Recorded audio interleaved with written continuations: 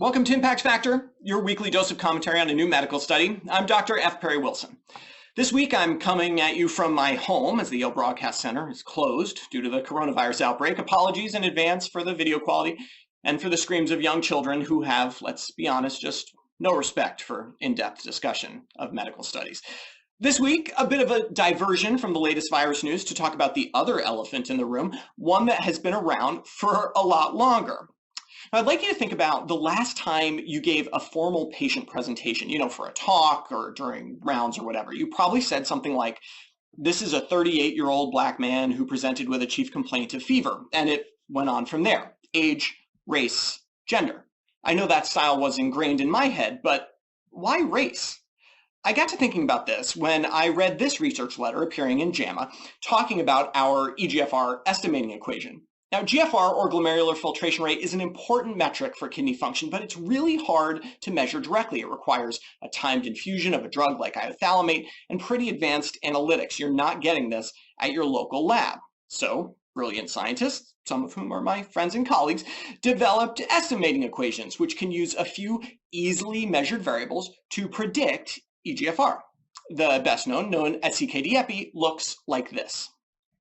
It requires knowing four things: the patient's creatinine level, age, sex, and race. There's race again. Why does race matter? Why is it so central in our understanding of our patients? Well, in the context of GFR estimation, I was taught that creatinine comes from muscle, so people with more muscle have a higher creatinine value at the same GFR, and on average, black people have more muscle, so we need to account for that. We're using race to infer something biological. What I never thought to ask is, well, if we are accounting for muscle mass, why don't we just measure muscle mass? But the truth is, race doesn't really account for much biologically. Race is a label we assign based on skin color. This is a biological factor, but so is eye color, so is hair color, so is toenail length. Why has race been given so much credence? Why is it the second thing we say about a patient? Well, if your answer is that it's a proxy for a variety of genetic differences that do have medical relevance, well, it doesn't seem to work that well. Allelic variation is greater within a race, as typically defined, than between races. Well, what about kidney disease? Well, that eGFR estimation is really important to nephrologists like me. You can't get evaluated for transplant, for instance, until the GFR is below 20. We might think about starting dialysis when the eGFR is below 10. Given the same age, sex, and creatinine value, someone who identifies as black will have a higher eGFR than someone who identifies as white. Take this hypothetical individual. If he describes himself as white, he is eligible for transplant. If he describes himself as black, he isn't. But what does the data show? The JAMA article compares the measured true GFR of 2,601 self-described black individuals to the estimated GFR, with and without the use of race in the estimating equation. You can see the results here.